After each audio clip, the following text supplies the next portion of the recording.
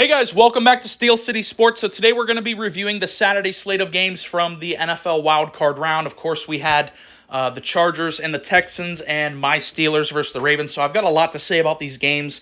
Let's just jump right on into it. We'll start off with Chargers-Texans. So obviously the big takeaway of this one is Justin Herbert just completely shitting his pants and giving one of the all-time god-awful playoff performances I've ever seen. I've been watching football for about 9-10 years now. I can safely say, excuse me, this is the worst performance from a quarterback I've ever seen with my own two eyes. To see him completely fucking crumble like that. So everyone, of course, is talking about Herbert doing this. I want to talk about why this happened. How did this happen for Justin Herbert? A guy that we hold in such high esteem is widely regarded to be a top 5 quarterback. I've been saying all year long, this guy doesn't get talked about enough, and he goes out and does that. So I'll raise the question again. How did this happen? And I think it stems from, you look at how Jim Harbaugh builds his football teams. Everywhere he's gone, he's brought the same football philosophy, and that is prioritizing dominating the line of scrimmage through his offensive line, prioritizing power run game with J.K. Dobbins this year. So when that shit fails, you're kind of screwed because they made it clear in the offseason and the draft, they don't care about offensive playmakers on the perimeter. They made it very evident that they don't really care about the receiver position. That's been a forte of Jim Harbaugh everywhere he's gone. He doesn't really prioritize receivers. He prioritizes O-linemen, D-linemen, and running backs. That's the forte of Jim Harbaugh. That's what he did at Michigan. That's what he did this offseason with letting go of Keenan Allen and Mike Williams, passing on Malik Neighbors in the draft for Joe Alt. You know, he said, I view my O-linemen as the spearhead. They're weapons in my eyes. Well, look what happened today. When the O-line didn't hold up and the run game didn't get anything going, it was on Herbert. And why did Herbert not look so good? Obviously, we're going to get into him specifically, but just talking about this from a team standpoint, he doesn't have weapons. Like, I like Ladd McConkey, and he kind of stepped up for them as a number one out of necessity, but someone had to catch the fucking ball. Like, I get it, Ladd McConkey had over 1,000 yards, but someone had to catch these passes. Like, if you're ranking all the playoff teams' number one receivers, Ladd McConkey, I think, would be dead last on that list. And this is why I had some hesitation about the Chargers going into this year. I like Harbaugh, of course, but it's a bit of an outdated system. Like, you need playmakers on the perimeter. You need people that your quarterback can reliably go to in these big spots. Just look at the Texans on the other side. They got a fucking monster, Nico Collins, who Harbaugh's very familiar with. Nico Collins, Michigan Wolverine. Like, Herbert, whether you want to put it on a mental collapse or whatever happened, my takeaway from this was the O-line didn't hold up. The Texans completely dominated. I've never, ever seen a Jim Harbaugh-led team just completely get pushed around on the lines of scrimmage. Like, that is Jim Harbaugh's bread and butter. That's what he cares about the most when it comes to football. And he got completely torched. His team did. And my thing is, when the O-line didn't hold up, the running backs didn't show up, there's no perimeter playmakers for Herbert to throw the ball to, really. Like Ladd McConkey, of course, there was that one deep ball bomb to Ladd McConkey, the 87-yard touchdown. But I think the game was kind of already out of hand by then. They were already down by 2 touchdowns at that point in the game. I don't think that really even mattered all that much. So whenever you had to turn to the passing game, there just wasn't any playmakers for Herbert. That's really, like, he was forcing bad throws for sure, but there's just not great personnel for this receiver core. And I think that is why Herbert had such a bad game, because all throughout the regular season, he was used to not having to really do a whole lot. You know, within this offensive setup, Herbert really wasn't asked to do a whole lot. It's not like Josh Allen or Lamar where they are the offense. No, Herbert was kind of just like, show up, be a part of this team, but you're not really like the focal point. As crazy as that is to say for a top 5 quarterback, if you understand how Harbaugh runs his offenses, Herbert was not really the focal point of this offense throughout the regular season. So as that unfolded in this game, that completely flipped the script for the Chargers because their run game was not working, their O-line was not holding up, and they asked Herbert to play like Josh Allen, like carry us, be our guy. And I thought he was equipped to do that. I've seen him do that in years prior. He was not ready to do that in this game. As we saw, him throwing 4 interceptions. Stingley, Lassiter, everyone was getting fucking picks in this game off of Herbert.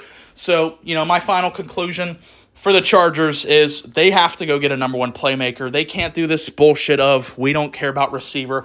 That doesn't work in the NFL right now. And that was on full display yesterday.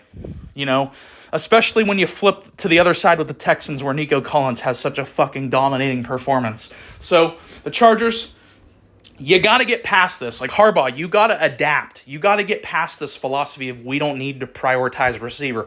Yeah, you fucking do, because that's why Herbert played so bad in this game.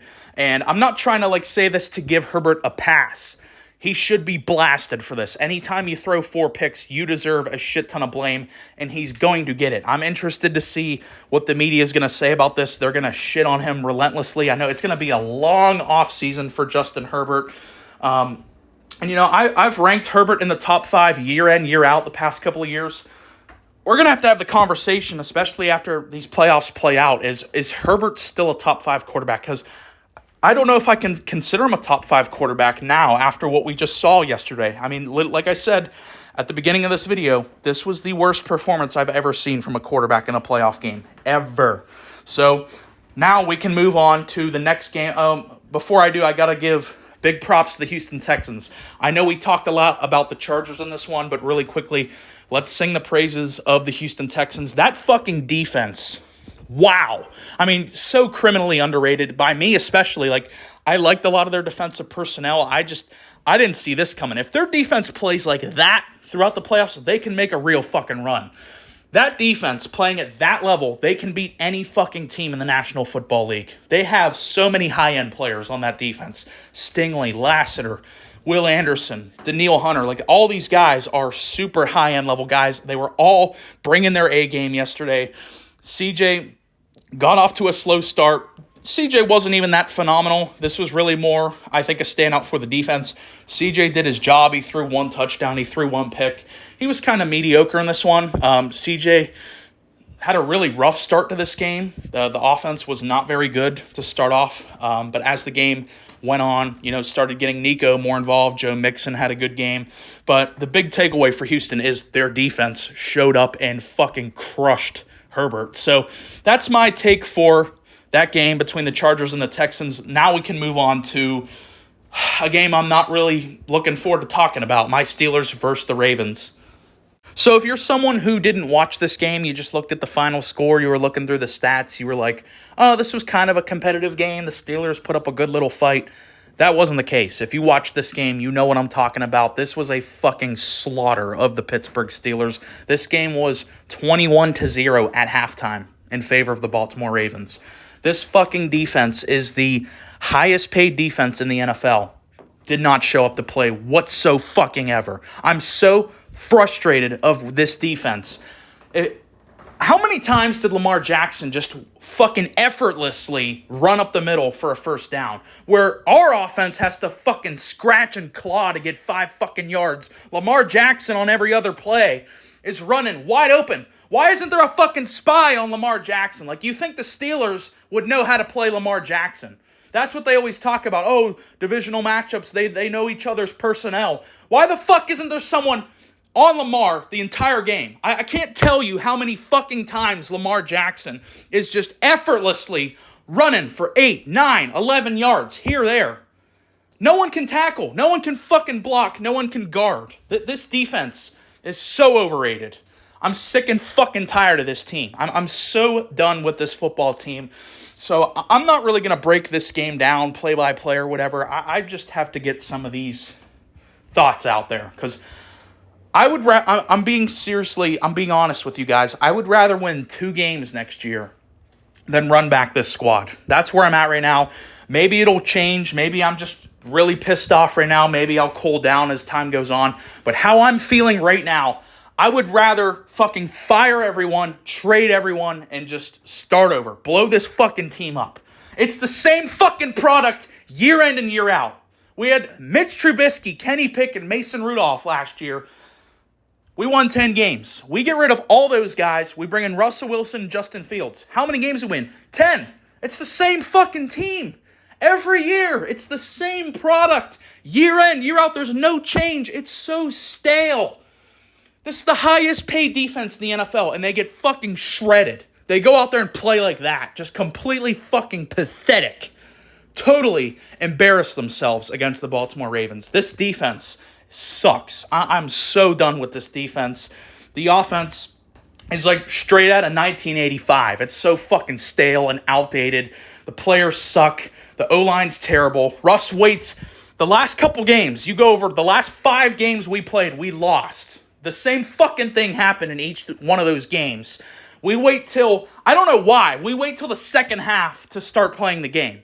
Tomlin and the boys think the game starts in the third quarter. Where's the fucking fight the first 2 quarters of the game? We didn't even show up for the first 2 quarters. We scored 0 points in that first half.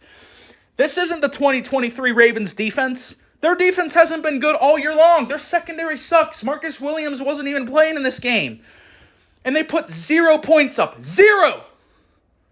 I don't know what to say. Like, this offense is straight out of 1986. It is completely stale. It's barbaric. I mean, I don't understand why. I mean, every fucking game, they wait till the third quarter to start putting up a fight. If they would have showed up in that first half, this game maybe could have been competitive. But the offense didn't show up till the third quarter started. You know, Russ's numbers look good, but he didn't do shit in the first half of that football game. The running backs did nothing. I'm over this, you know. Sorry to go on a crazy rant with a bunch of swears, but I'm really pissed right now. This team has me pulling my hair out at how it's looking right now. Going forward for the Steelers, trade everyone, fire Tomlin, fire Arthur Smith, fire Terrell Austin, fire every fucking coach on this staff, tear this fucking team down to the ground. Because I'm sick of this. It's the same fucking thing every year. If you put this into NBA terms, it's like Mike Tomlin, I appreciate him. He's a great leader. But when you look at his resume, if you put it into NBA terms, if your team makes the playoffs every year as the 7th or the 8th seed in the NBA, and you get swept every year in the first round for 10 years, you're the 8th seed, you get swept in the first round. That's not considered good. And that's what the fucking Steelers are right now. The standard is the standard. We haven't won a playoff game since, 2017. So it's now been 8 years since the Steelers have won a playoff game. That doesn't even sound fucking real. How could that be real for a blue blood franchise like the Steelers? I'll tell you how. It's incompetency. The ownership of this team, the Rooneys, this Rooney doesn't even give a fuck what he's doing. Tomlin, I don't even know what to make of Mike Tomlin anymore. I don't really know what Tomlin brings to the table. If he's this great leader of men, how come his fucking team doesn't show up till the second half of the game? Arthur Smith, these past couple games, has looked like Matt Canada's back calling plays. So I'm going to wrap it up because I'm just babbling here. So sorry I've dropped all this. Sorry I said fuck so many times. I'm going to wrap it up.